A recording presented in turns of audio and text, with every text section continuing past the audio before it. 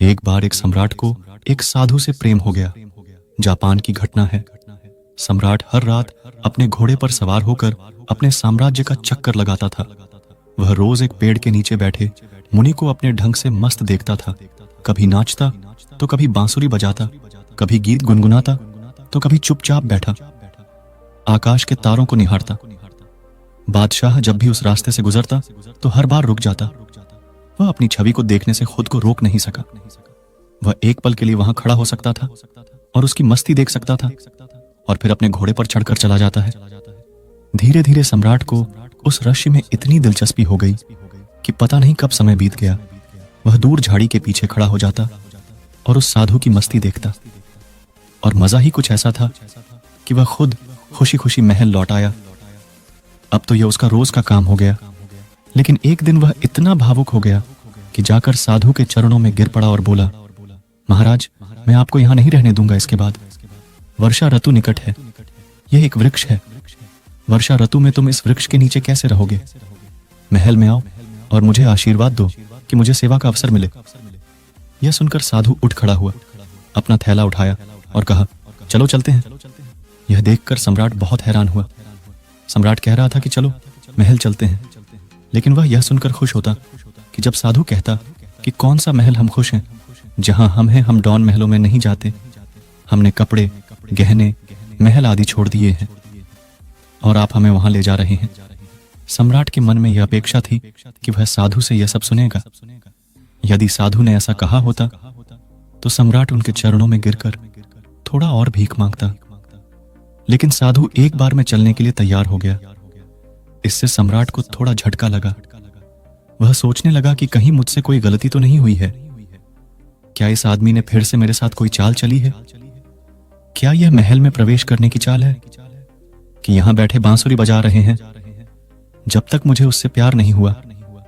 क्या यह मेरे ऊपर जाल नहीं फेंक रहा था? क्या यह केवल मछली पकड़ने का कांटा नहीं था? मैं मूर्ख हूं जो इस जाल में फंस गया हूं। अब कुछ कह भी नहीं सकता। बोलने का मौका ही नहीं दिया। एक बार भी उसने नहीं कहा, नहीं नहीं, मुझे यहां बहुत मजा आ रहा है, चाहे गर्मी हो या गर्मी बारिश, हमारे लिए सब एक समान है। बादशाह ने साधु की ओर देखते हुए मन ही मन सोचा, क्या संत है। विलासिता की बात आने पर वह तुरंत मान गया। सम्राट के मन से साधु के प्रति सारा सम्मान उठ गया। सम्राट यह सब सोच ही रहा था कि तब तक वह साधु सम्राट के घोड़े पर बैठ गया।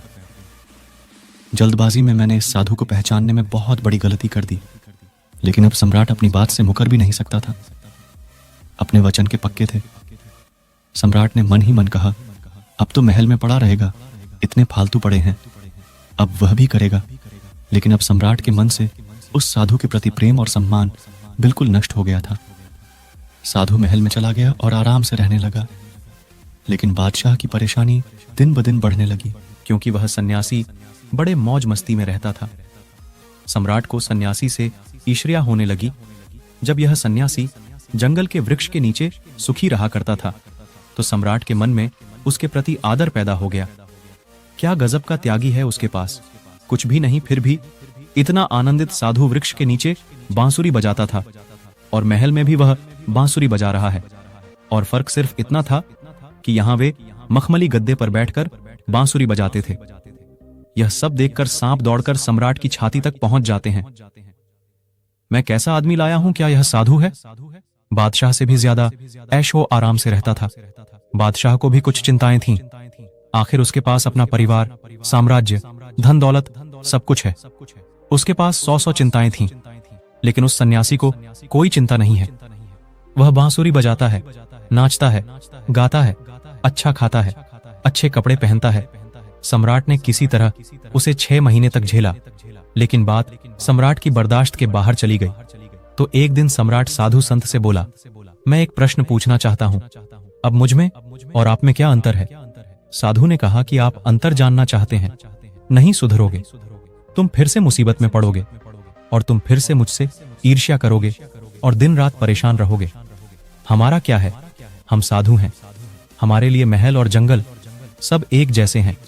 हमें कोई परेशानी नहीं है, क्योंकि जिसे समस्या है वह साधु नहीं है। मेरी बांसुरी जंगल में बजाएगी जैसे जंगल में रहती थी, ई महल, और खेलता रहेगा। यह कहकर आर्षि वहां से चले जाते हैं और सम्राट वहीं खड़ा साधु को जाता देख रहा था। मित्रों, इस कहानी से हमें दो बातें सीखने को मिलती हैं। सबसे पहले, इंसान किसी भी चीज की तब तक इज्जत करता है जब तक कि उसके पास वह न हो। फिर जब आप उस शख्स के पास वापस आ जाते हैं तो इंसान उसे इज्जत देना बंद कर देता है और तब उसे अपनी गलती का एहसास तब होता है जब वह वस्तु या व्यक्ति उसके जीवन से चला जाता है। जैसे वह साधु उस सम्राट को बहुत त्यागी और महान लगता था जब तक वह जंगल में रहता था, जब तक वह सम्राट के साथ महल में जाता था। सम्राट ने उसका तिरस्कार किया और कोशिश की, लेकिन जब वही आर्षि सम्राट से दूर हो गए तो सम्राट ने उन्हें उपयोगी पाया। इसलिए किसी भी व्यक्ति को बहुत सोच समझकर अपना बना लो और जब तुम अपने हो जाओ तो उसे अस्वीकार मत करना। पाठ 2, परिस्थिति कैसी भी हो हमेशा खुश रहो। जैसे एक सन्यासी जंगल में भी उतने ही आनंद से रहता था जितने आनंद से वह महल में रहता था।